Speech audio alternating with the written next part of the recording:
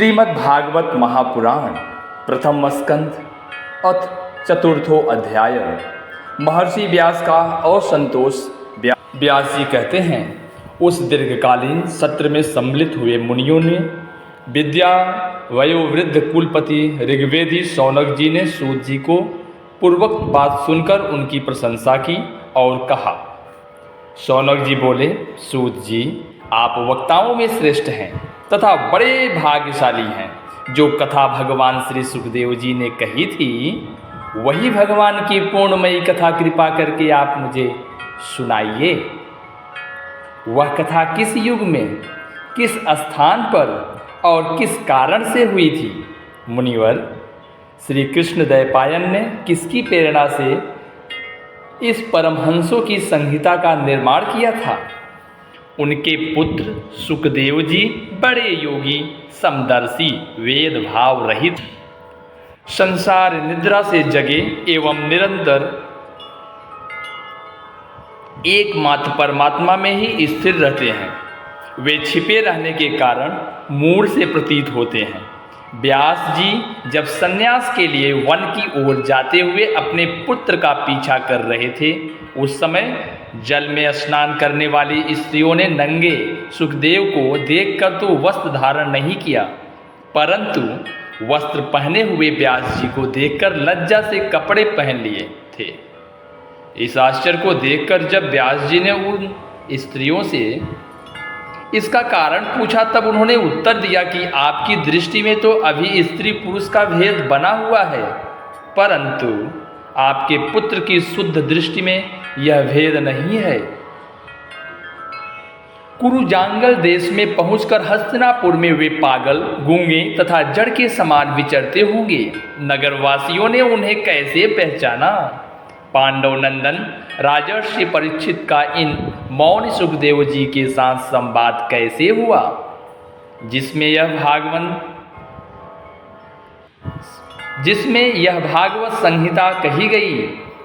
महाभाग, सुखदेव जी तो गृहस्थों के घरों को तीर्थ स्वरूप बना देने के लिए उतनी ही देर उनके दरवाजे पर रहते हैं जितनी देर में एक गाय दूही जाती है।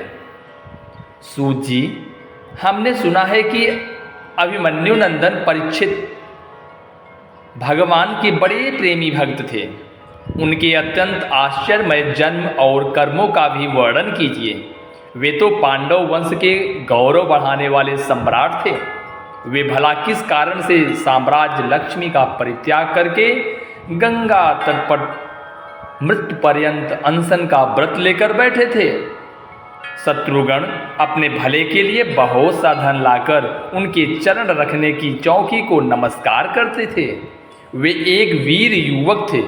उन्होंने उस दुस्त्यज लक्ष्मी को अपने प्राणों के साथ भला क्यों त्याग देने की इच्छा की? जिन लोगों का जीवन भगवान के आश्रित है, वे तो संसार के परम कल्याण, अभ्युदय और समृद्धि के लिए ही जीवन धारण करते हैं। उनमें उनका अपना कोई स्वार्थ नहीं होता। उनका शरीर तो दूसरों के हित के लिए था। उन्होंने विरक्त होकर उसका परित्याग क्यों किया? वेदवाणी को छोड़कर अन्य समस्त शास्त्रों के आप पारदर्शी विद्वान हैं। सूत जी, इसलिए इस समय जो कुछ हमने आपसे पूछा है, वह सब कृपा करके हमें कहिए। सूत जी ने कहा, इस वर्तमान चतुर्युगी के तीसरे युग द्वापर में महर्षि पराशर के द्वारा वसु कन्या सत्यवती के गर्भ से भगवान के कलावतार योगी राज व्यास जी का जन्म हुआ। एक दिन वे सूर्योदय के समय सरस्वती के पवित्र जल में स्नानादि करके एकांत पवित्र स्थान पर बैठे हुए थे। महर्षि भूत और भविष्य को जानते थे। उनकी दृष्टि अचूक थी। उन्होंने देखा कि जिसको लोग जान नहीं पाते, ऐसे समय के फेर से प्रत्येक युग में धर्म संकरता और उसके प्रभाव से भौतिक वस्तुओं की भी शक्ति का ह्रास होता रहता है। संसार के लोग श्रद्धाहीन और शक्ति रहित हो जाते हैं। उनकी बुद्धि कर्तव्य का ठीक ठीक निर्णय नहीं कर पाती और आयु भी कम हो जाती है। लोगों की इस भाग्यहीनता को देखकर उन मुनीश्वर ने अपनी दिव्य दृष्टि से समस्त वर्षों और आश्रमों का हित कैसे हो इस पर विचार किया। उन्होंने सोचा कि वेदोक्त चातुर्होत्र कर्म लोगों का हृदय शुद्ध करने वाला है। इस दृष्टि से यज्ञों का विस्तार करने के लिए उन्होंने एक ही वेद के 4 विभाग कर दिए।